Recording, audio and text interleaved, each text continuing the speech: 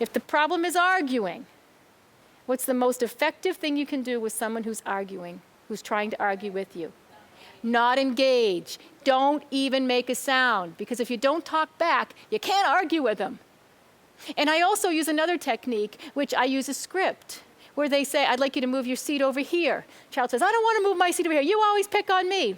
I can stop and say nothing, and I can go to the next whatever I'm doing and go back and say, I asked you to move your seat over here. You always do this. Move your seat over here. Move your seat over. I just use the same 3 words over again. When they say, how come I have to move my seat? I don't say, because you're always the one who's talking. I just say, move your seat over there. Same words, same sentence. That's it.